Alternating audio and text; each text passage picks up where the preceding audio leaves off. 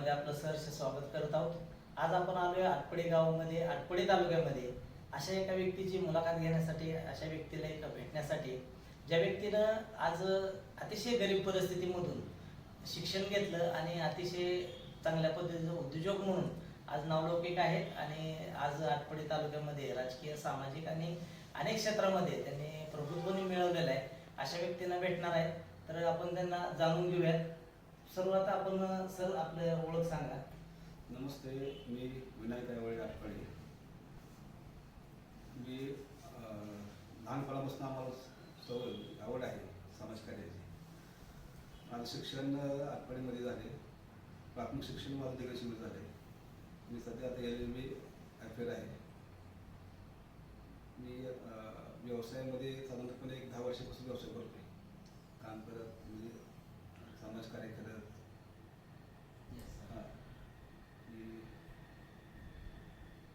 Sir, जसं आता आपण उद्योजक बनण्याच्या ठरवलं, तर तुम्हाला असं का वाटलं की आपण उद्योजक बनलं पाहिजे? का वाटलं आपल्याला? उद्योजक म्हणजे यात काळाची गरज आहे. प्रत्येक म्हणजे कसं होतंय, प्रत्येक म्हणले पण मला सरकारी नोकरी पाहिजे, तर ते शक्य नाही. आणि ते कसं होतं, ते टिकवणं किंवा काय गोष्टी आहेत त्याला तुम्ही व्यवसाय करताना तुमच्यावर तेवढं क्षमता पाहिजे. प्रत्येक ठिकाणी हे तुम्ही स्वतः आत्मसात केली पाहिजे आणि त्यानंतर तुम्ही उद्योग कसा मोठा करते तुम्ही बघितलं पाहिजे. बरोबर आहे सर. पण असं वाटतं की आज तुम्ही सामाजिक क्षेत्रामध्ये भरपूर काम करता आणि आजूबाजूच्या परिसरामध्ये जे सामाजिक असेल, राजकीय चळवळ असेल, तर राजकीय चळवळीचं आणि सामाजिक क्षेत्राचं तुमचं म्हणजे नाळ कशी जोडले गेले? लहानपणापासून आम्ही जन्मलो ज्या व्यवस्थेमध्ये, त्या व्यवस्थेच्या मागचे होते.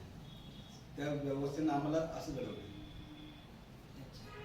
म्हणजे व्यवस्था परिवर्तन करायचे आपल्या मनामध्ये आलं आणि त्या व्यवस्थेमध्ये जी काही आपल्या होत असलेले अन्याय, अत्याचार हे बघून तुम्ही सामाजिक क्षेत्रामध्ये, राजकीय क्षेत्रामध्ये वळण घेतलंय. मग त्याच्याबरोबर तुम्हाला असं का वाटलं की आपण उद्योजक बनलं पाहिजे आणि उद्योजक बनत असताना तरुणांना आपण काय संदेश द्याल? उद्योग हा कुणाची जाहीर नाही. उद्योग हे प्रत्येकाने स्वतःच्या हिमतीवर मिळवलं पाहिजे. आणि उद्योगाशिवाय जो पण माणूस सक्षम होत नाही, आणि सक्षम मध्ये आर्थिक म्हणा, सामाजिक म्हणा किंवा समजा गोष्टी सक्षम होत नाही, तो पण त्याला पण किंमत देत नाही किंवा तो पुढे जाऊ शकत नाही. स्वतःच्या विचार प्रबल पण मानू शकत नाही. कोण ऐकत जो पण माणूस यशस्वी होत नाही, तो पण त्याचा विचार पण ऐकत नाही. Yes sir. म्हणजे मॅन पॉवर, मसल पॉवर आणि मनी पॉवर या तिन्ही गोष्टी एकत्रित आल्याशिवाय आपण सक्षम बनू शकत नाही, असं सरांचं म्हणणं आहे.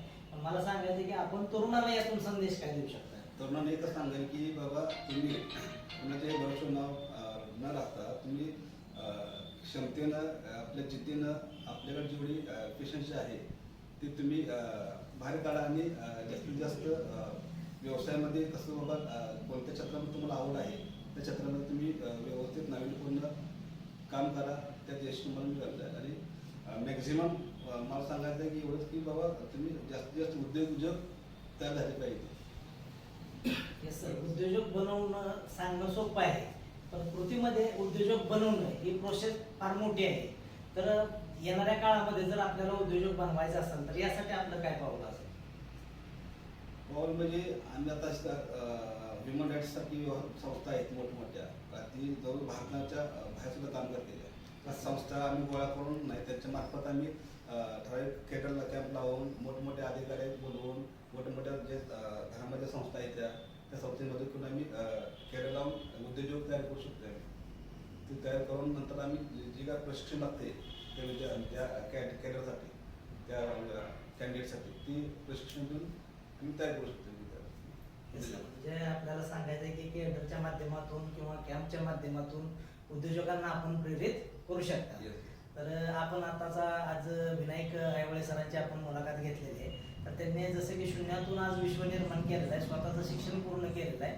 लग्नाच्या नंतर त्यांनी शिक्षण थांबवलं नाही, कारण त्यांना माहिती आहे की बाबासाहेबांनी सांगितलं शिक्षण हे वाघिणीचं दूध आहे, जो पिणार तो गुरगुरल्याशिवाय राहणार नाही. हे त्यांच्या लक्षात आल्यामुळे त्यांनी पुन्हा एकदा शिक्षण स्टार्ट केलं. LLB सुद्धा आता ते अपियर आहेत. LLB करून आता बाहेर पडतायत. म्हणजे शिक्षणाची फार आवड आहे आणि त्याचबरोबर ते उद्योजक पण आहेत चांगल्या पद्धतीचे. आणि त्यांनी आता एक हातामध्ये वसा घेतलेला आहे की आपण स्वतः उद्योजक न बनता आपण अनेक तरुणांना उद्योजक बनवलं पाहिजे. तर तुम्हाला भेटून फार आनंद झाला. कॅमेरामॅन आकाश बनसोडे सहित मी रिपोर्टर संजय शिंदे आपल्या सर्वांचं न्यूज चॅनलमध्ये आपलं सरसे स्वागत करत आहे. तर आपल्या चॅनलला लाईक करा, फॉलो करा, शेअर करा आणि सबस्क्राईब करा. जय हिंद.